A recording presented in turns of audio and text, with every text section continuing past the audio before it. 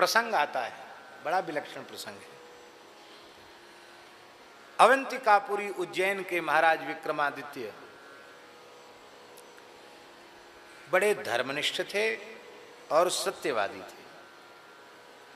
ऐसे न होते तो उनके नाम से विक्रम संवत कैसे चलता है। इस समय विक्रम संवत 2081 चल रहा है। तो परम धर्मात्मा थे ये। अयोध्या जी जो हैं वो विक्रमादित्य के पूर्व काल में महाराज जी विलुप्त हो चुकी थी अयोध्या जी। ये तो था कि इस क्षेत्र को अयोध्या कहते हैं, लेकिन वहां कोई चिन्ह नहीं था।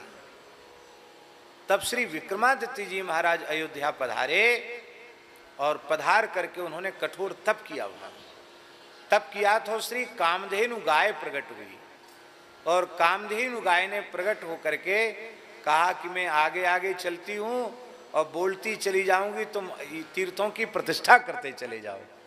तो सुरभि माता गौ माता ने ही अयोध्या को प्रकट किया। इस बात को सब लोग नहीं जानते, लेकिन अयोध्या महात्म्य में लिखी हुई है। आप जाओगे अयोध्या जी में तो जहां मत्त गजेंद्र जी का स्थान है वहां सुरभि गाय है। कहते ये विक्रमादित्य पीछे पीछे चल रहे हैं, सुरभि आगे आगे चल रही है। आज भी सुरभि का स्थान वहां बना हुआ है। श्री राम जन्मभूमि की प्रथम प्रतिष्ठा विक्रमादित्य महाराज ने की थी। स्थल लुप्त हो गया था। कनक भवन की प्रथम प्रतिष्ठा विक्रमादित्य महाराज ने की थी। और कनक भवन में एक स्वरूप है, आप लोगों ने दर्शन किया होगा कनक भवन का। कनक भवन में एक तो खूब मलूक ठाकुर जी हैं, मोटे तगड़े, वो हैं श्री, उनका नाम है श्री महल बिहारिणी बिहारी। कनक बिहारी जी नाम नहीं है उनका, नामकरण है उनका जो सबसे पुष्ट हैं, उनका नाम है श्री महल बिहारिणी बिहारी जी।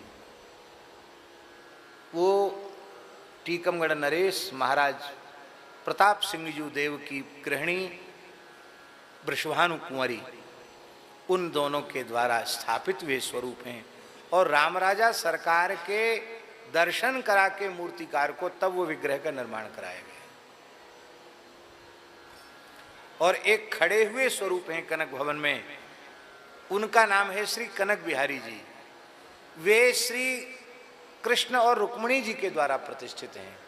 कृष्णावतार में जब भगवान श्री कृष्ण तीर्थ यात्रा करने अयोध्या आए तब उन्होंने गर्ग जी के आचार्यत्व में कनक महल की अपने कर कमल से प्रतिष्ठा की और अपने ही स्वरूप को कनक भवन बिहारिणी बिहारी जी के रूप में श्री कृष्ण रुक्मिणी जी ने यजमान बन के प्रतिष्ठित किया। वे खड़े हुए ठाकुर जी जो झूला में पधारते हैं वो भी कनक बिहारी जी हैं। सब जुगल सरकार ही है महाराज जी, बड़े वाले भी जुगल सरकार, अब फिर जो खड़े वाले हैं वो भी जुगल सरकार, वो श्री कृष्ण रुक्मिणी जी के द्वारा विराजमान है। और उनके नीचे एक अष्टधातु में स्वरूप विराजमान है, इतने मधुर, वे विक्रमादित्य महाराज के द्वारा प्रतिष्ठित है।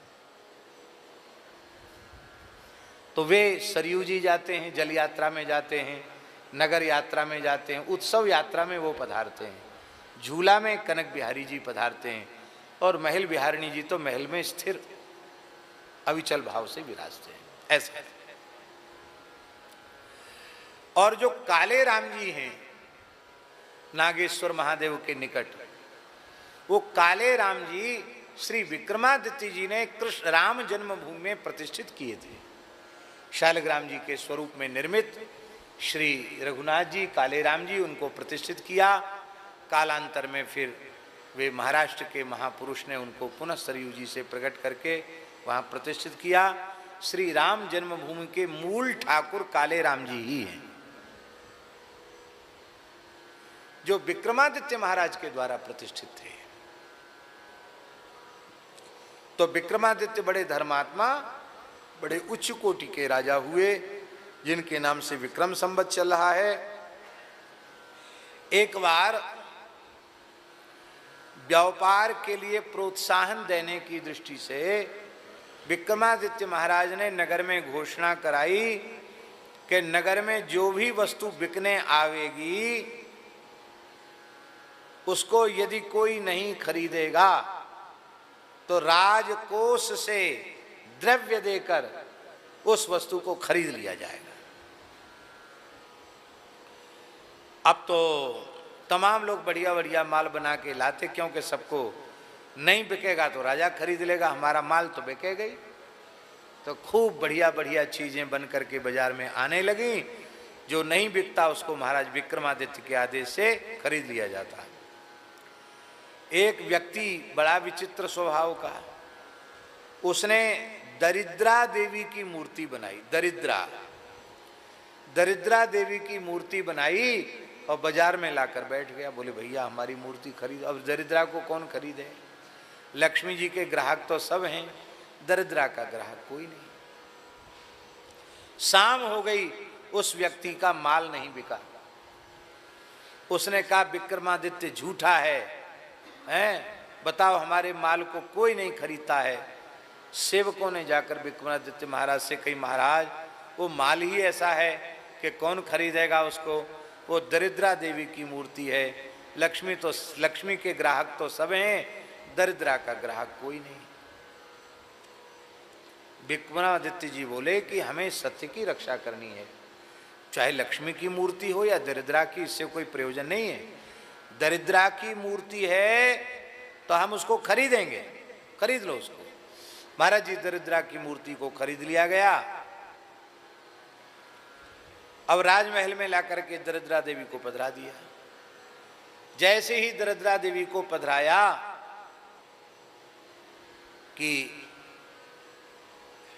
महाराज विक्रमादित्य ने देखा कि एक देवी बहुत सुसज्जित, सजी धजी, अनंत अलंकारों से अलंकृत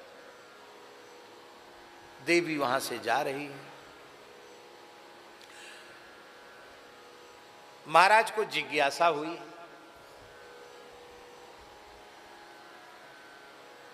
विक्रमादित्य जी को, तो उन्होंने पूछा कि देवी आप कौन हैं, आप कहाँ जा रही हैं? बोली मैं महालक्ष्मी हूं, राज्य लक्ष्मी हूं। अब तक तुम्हारे महल में सुखपूर्वक निवास कर रही थी, पर तुमने जो कल दरिद्रा को लाकर धर लिया है ना महल में, इसलिए अब हम नहीं रह सकती तुम्हारे पास, हम जा रही हैं। अब महाराज बोले कि जैसी आपकी इच्छा, आप रहना हो रहो, जाना हो तो जाओ, लेकिन जहां दरिद्रा रहेगी वहां लक्ष्मी नहीं रह सकती। चली गई। थोड़ी देर में एक दिव्य पुरुष महल से निकला, वो भी जाने लगा। तो विक्रमादित्य जी ने पूछा कि महानुभाव आपका परिचय, आप कौन हैं? बोले महाराज मैं धर्म हूं। जहां भगवान नारायण की महाशक्ति भगवती लक्ष्मी नहीं रहती वहां मैं नहीं रहता। लक्ष्मी जी चली गई, मैं भी चला जाऊंगा। क्यों?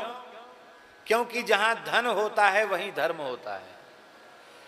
गौ सेवा होगी, संत सेवा होगी, भोज भंडारे होंगे। अब उत्सव महाराज जी का चल रहा है। अभी 15 तारीख को विशाल समष्टि भंडारा है। संपूर्ण भारत के संत महापुरुष यहाँ पधारेंगे। तो खाली बातों से तो भंडारा नहीं होगा, बातों से हो जाएगा? सबको तन मन धन, जानकीनाथ जी तो करने वाले हैं, लेकिन सब जितने जानकीनाथ जी के चरण सेवक हैं सबको तन मन धन तीनों का समर्पण करना पड़ेगा, तब होगा भंडारा। तो यही बात धर्म ने कही कि धन के बिना धर्म नहीं होता है।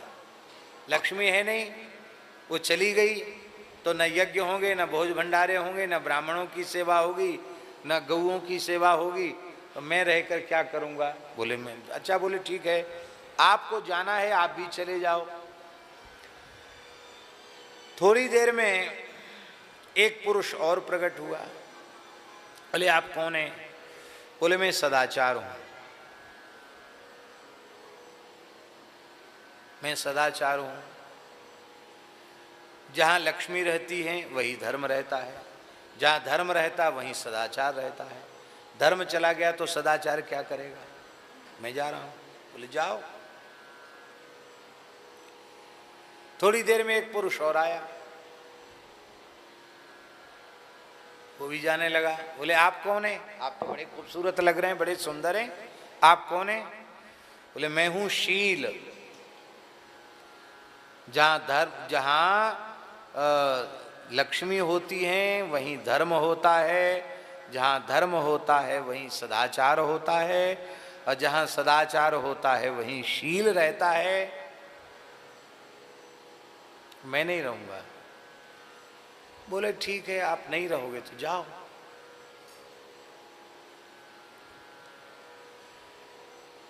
इसके बाद एक विलक्षण तेजस्वी महापुरुष निकला। बोले आप कौन हैं? आप क्यों जा रहे हैं? बोले मैं सत्य हूं। जहां लक्ष्मी रहती है वहीं धर्म रहता है,